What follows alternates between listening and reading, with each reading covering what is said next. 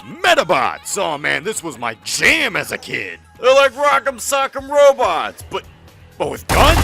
Why do these kids all sound like they don't have their front teeth grown in yet? And Blue Bomber's block is knocked off! His block is knocked off? Everyone, when the world's only What was I doing?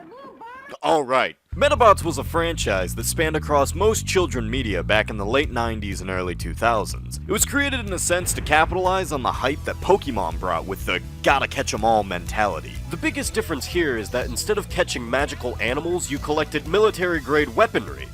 What? I didn't know this, but apparently in 2010, after 7 years of hiatus, a company called Delta Art got the rights to Metabots and revived the franchise with another line of games. However, in 2016, the company went out of business for no reason given. The last game published under the Metabots name was a game called Medabots Girls Mission.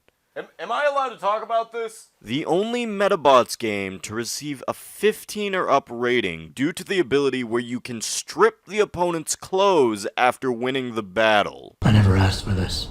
But I'm more interested in what the rest of the world got in terms of Metabots. I mean, there's the TV show, of course, which, you know, I've been showing footage for most of this time. But what about video games? Well, it turns out the rest of the world got 3 of them. Well, technically 5 of them, but they're the same game, kind of like what Pokemon does. Let's start with the first game we got, Medabots AX. Well, I got a second, what is it with companies putting an X in their title for no reason? It's dumb. Stop it. So the game starts and Metabee comes up and tells you that you gotta fight in all these tournaments or something, be the best Metabot fighter, probably pick up some eggs for your nanny or something. Well, enough talking, let's just get in there and smash these watermelons! One thing I've always liked about the Metabot series is that instead of switching companions, you can just switch out the individual parts they have. This way you can keep the same Metabot, but they'd be a totally different form than when you first got them. See, the Metabot has 3 main elements. First, there's the tin pad, or skeleton. Then you've got the body, kinda like its muscles. And finally, the metal is kinda like a Metabot's brain. Okay, 5 seconds in, I already hate this. I think the best way to explain this game is that it's not bad, it's just confusing. Like, you can't see the entire stage, so the screen moves a lot, and you lose track of your opponent. It's really hard to tell who's on your team, or if you're even doing damage. And Fran, what? I don't have anything funny to say about her, but she scares me.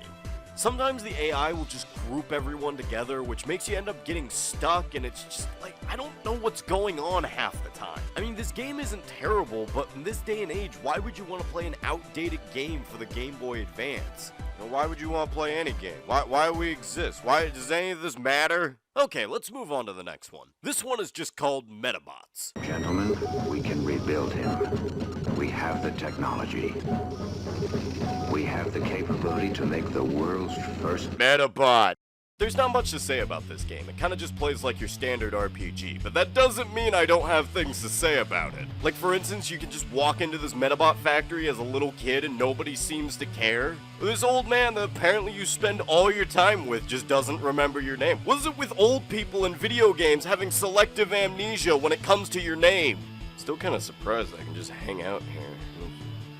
I told you this room was off limits, kid. Well, I don't think you did, but okay, buddy, I was with you. I was gonna leave, but you know, you took that way too far. I think I'm gonna need to call protective services on that one. So this woman comes out to see the situation, and in return for your silence, she promises to show you some new, not yet released Metabots. It's at this point that you go home, and your mom gives you money to go buy dinner. And I'm telling everything here. You go to the store, and instead of buying dinner like you were supposed to do, you go and buy a Metabot. You know, priority's a little out of place here, but you know what? You got a Metabot. I gotta respect that. Alright, last game, Medabots Infinity. This was the game that I originally saw that made me want to make this video. I mean, it's Metabots for the GameCube, bro!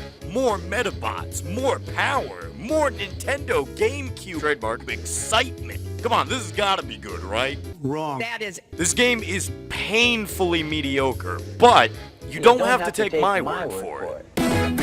So the game starts and you name your character. After that, the game basically starts, and you get to experience the game's open world and exploration.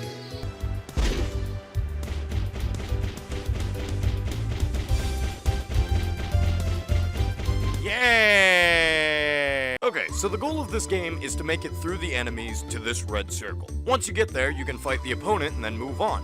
But the adventure part is so boring. Everything here literally exists just to bug you. There's absolutely no benefit to killing them. You'll probably just find yourself running through these segments and ignoring all the enemies. But the game decides to go one step further in its confusion with alternating pathways you can take. Now, in most games, this is fine, but to access almost any pathway, you have to have a certain Metabot part on your body, which the game neglects to tell you. Literally, I stood here next to this rock, and the game kept telling me to push the rock, but how do I do it? How am I supposed to push the rock? I'm just standing here trying to run around this rock. I feel like a damn chicken with its head cut off. Okay, let's move on to the combat section. Maybe we can find something fun there.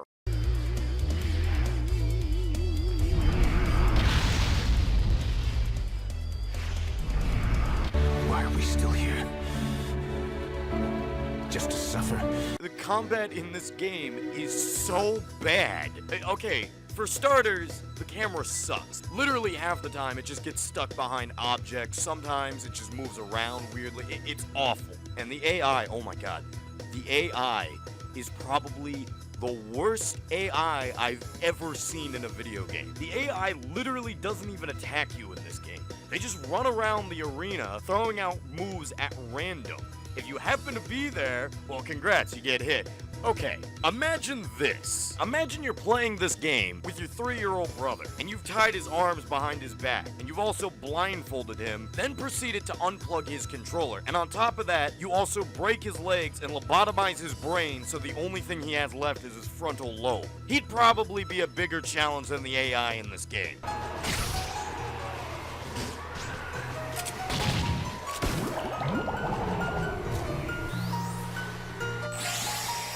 I can't be the only one who thinks this game is trash. What did the reviewer say? The camera doesn't always show the best view in battle, you got that right. But the action between bots can be very intense. Wrong. I think it's a great game. Yeah, okay, thanks for sharing that.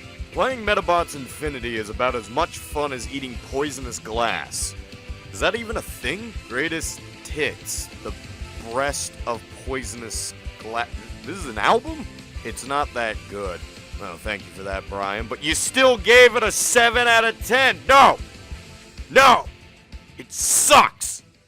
In closing, just go and play Custom Robo if you want a robot-style fighting game. It has almost all the same mechanics as Metabots, and it's just so much better.